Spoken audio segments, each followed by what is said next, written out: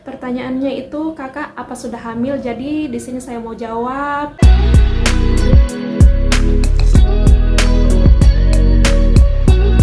Hai guys, assalamualaikum. Kembali lagi di channel YouTube saya Amira Sali. Dan seperti biasa, kalau saya udah muncul di depan layar HP kalian, artinya di sini saya bakalan sharing lagi mengenai profil saya. Tapi di video kali ini tuh saya bakal jawab pertanyaan dari teman-teman sekalian yang paling sering ditanyakan di kolom komentar. Dan ini tuh pertanyaan yang paling banyak dipertanyakan. Jadi di video kali ini tuh saya akan jawab satu-satu ya. Dan semoga jawaban yang saya berikan kali ini bisa membantu buat teman-teman yang sedang promil. Simak terus ya videonya dan jangan di skip. Untuk pertanyaan pertama di sini tuh ada yang nanya, kakak usia nikahnya sudah berapa lama kak? Jadi usia nikah saya tahun ini tuh tepat di bulan ini, bulan Oktober tahun 2023, udah masuk ke tahun ke-10. Dan pertanyaan yang kedua di sini ada yang nanya, mbak haid rutin nggak tiap bulan?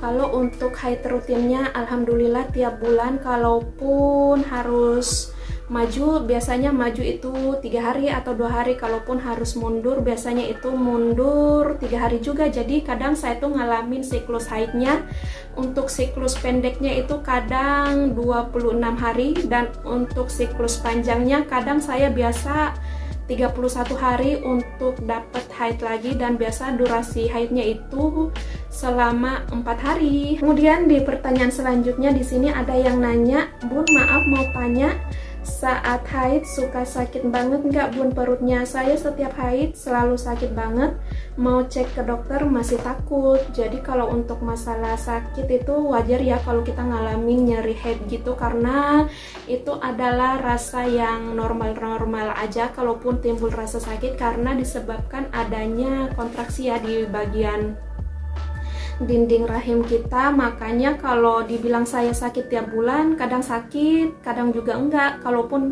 muncul rasa sakitnya itu enggak berkepanjangan ya sampai yang menyiksa gitu.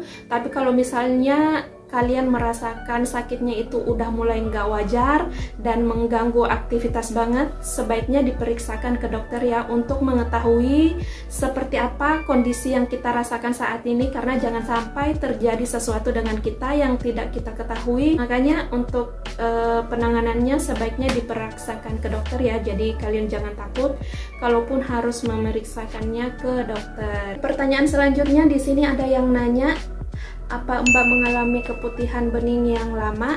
Saya pengen HSG tapi takut banget.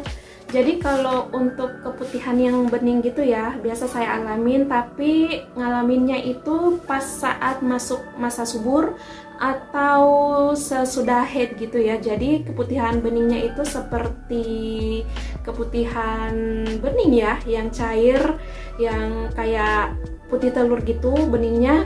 Dan ini tuh nggak perlu kita takutin ya, karena ini tuh normal-normal aja, kecuali kalau kalian ngalamin keputihan yang berbau dan berwarna, warnanya itu udah nggak biasa ya seperti keputihan pada umumnya, baru kalian harus waspada, karena itu bisa jadi salah satu ciri-ciri adanya penyakit yang kita alamin. Seperti saya waktu itu ya, sebelum tahu kalau saya ada tuba tersumbat, sebelumnya saya tuh pernah mengalami keputihan yang sangat tidak wajar, dan ternyata itu adalah salah satu penyebab yang menyebabkan adanya hidrosalping atau buntunya tuba saya.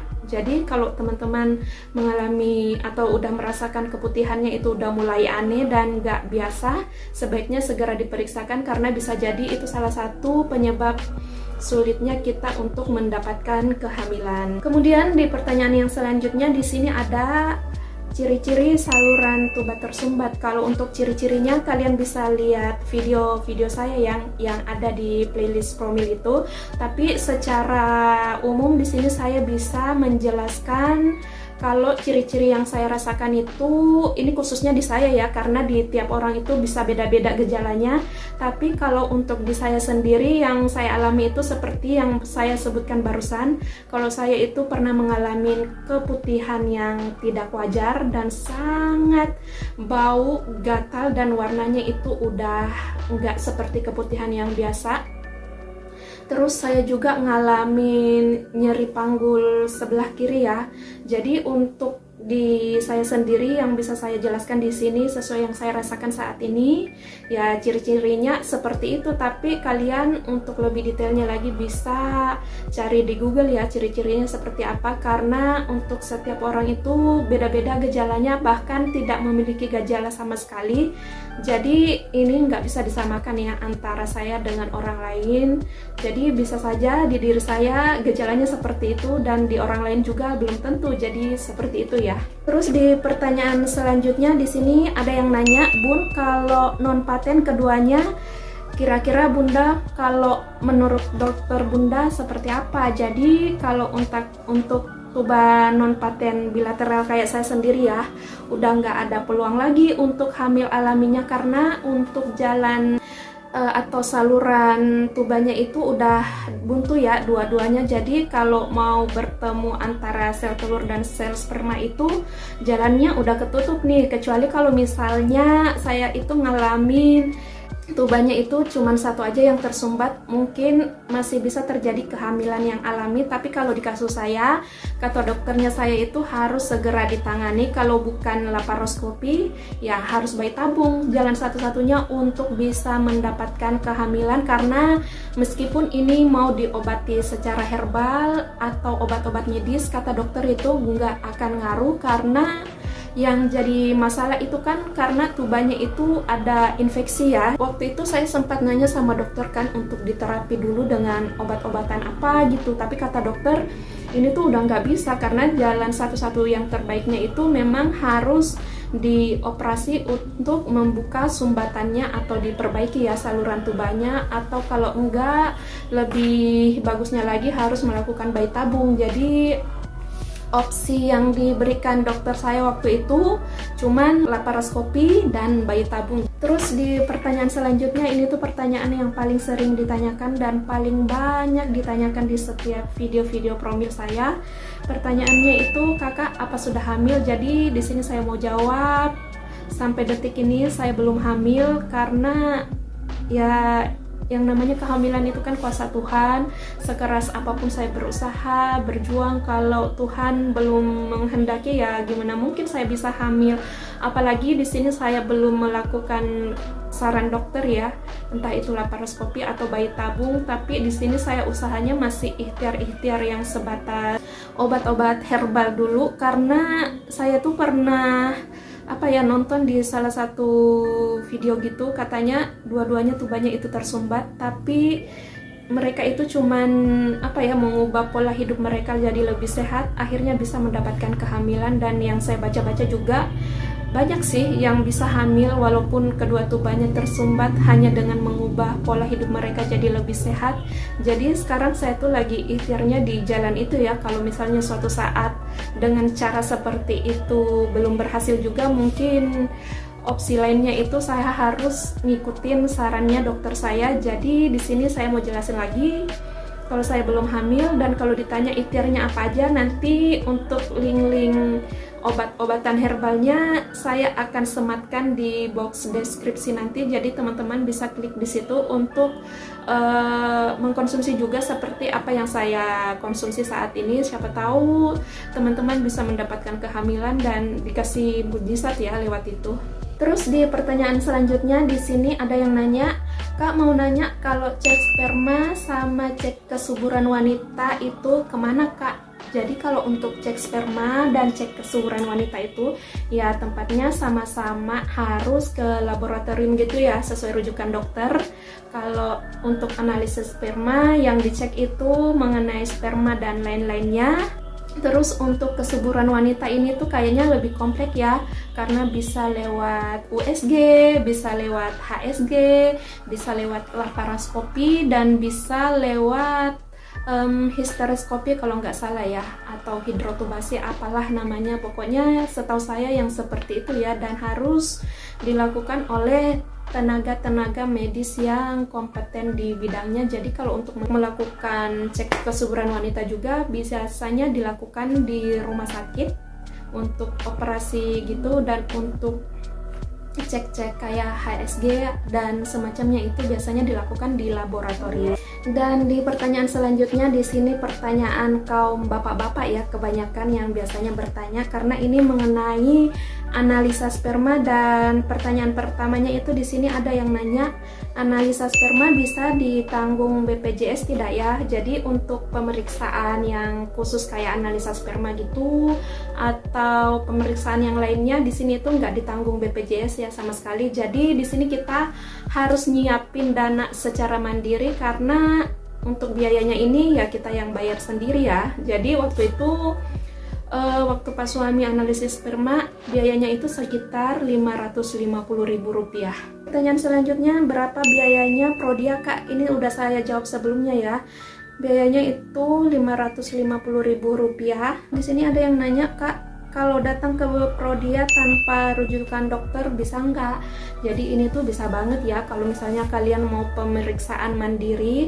Tapi kalau untuk pemeriksaan program hamil tetap harus dapat rujukan dokter. Jadi kalau misalnya mau datang sendiri ya nggak apa-apa. Bagi yang ingin memeriksakan di luar untuk kasus yang untuk promil ya. Tapi kalau pemeriksaan untuk kebutuhan-kebutuhan yang lain ini tuh bisa banget. Pertanyaan selanjutnya di sini, sebelumnya suaminya kan teratospermia ya Kak. Kalau boleh tahu suaminya promil apa Kak? Jadi promilnya waktu itu kita dikasih, Pak suami dikasih obat ya.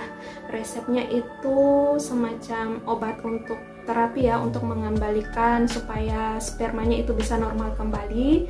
Dan nanti saya akan sematkan juga linknya di box deskripsi.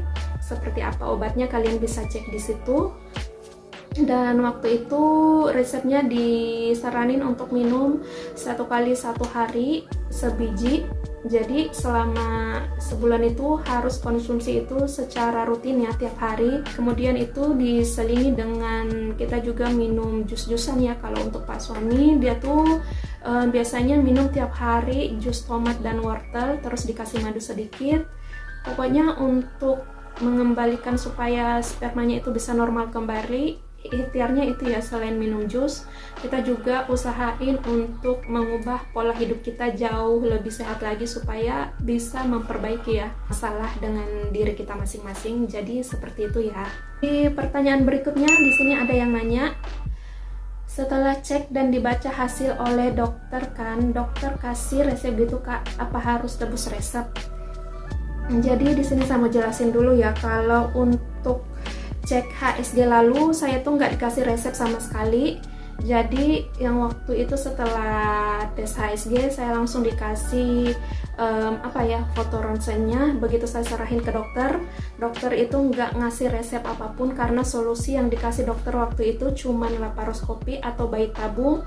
Terus untuk analisa sperma setelah dicek itu dokter langsung ngasih resep yang harus ditebus ya waktu itu juga karena harus diminum juga kan untuk Pak suami. Dan di pertanyaan terakhir, Kak boleh minta difotoin hasil HSG-nya nggak? Yang tulisan itu loh di video kurang jelas. Oke, nanti videonya nanti saya akan sematkan ya gambarnya seperti apa hasil kesimpulan HSG saya. Jadi kalian bisa lihat di situ, baca di situ, siapa tahu apa yang saya alami seperti yang kalian alami juga. Oh ya, di sini juga ada satu pertanyaan terakhir yang nanya biaya HSG itu berapa. Kalau waktu itu saya bayarnya sekitar 1.650.000 kalau nggak salah ya. Pokoknya sekitar 1.700.000-an gitu. Cuman di situ saya dapat diskon 10%. Jadi harganya sekitar 1.600.000-an. Jadi seperti itu ya pertanyaan-pertanyaan yang sering kalian tanyakan di kolom komentar. Semoga jawabannya bisa membantu. Dan sekian dulu sharing kita kali ini. Dan buat para pejuang garis 2, terus semangat ya, jangan patah arah ataupun putus asa. Ayo kita sama-sama ikhtiar, berjuang terus dan jangan lelah. Semoga apapun yang kita usahakan kali ini mendapatkan jawaban terbaik dari Tuhan. Dan semoga kalian juga nggak bosan-bosan ya untuk terus menanti dan berusaha, karena sampai detik ini selama 10 tahun ini saya pun nggak pernah bosan untuk terus menanti hadiah dari Tuhan dan nggak bosan-bosannya juga untuk terus berikhtiar. Jadi semangat terus ya. Sekian dulu untuk sharing kita kali ini. Semoga videonya bisa membantu, dan terima kasih buat teman-teman yang sudah simak video ini dari awal sampai akhir. Sampai jumpa di sharing selanjutnya. Kalau video ini bermanfaat, jangan lupa untuk subscribe, like, dan komen. Sekian dulu dari saya. Assalamualaikum dan bye-bye.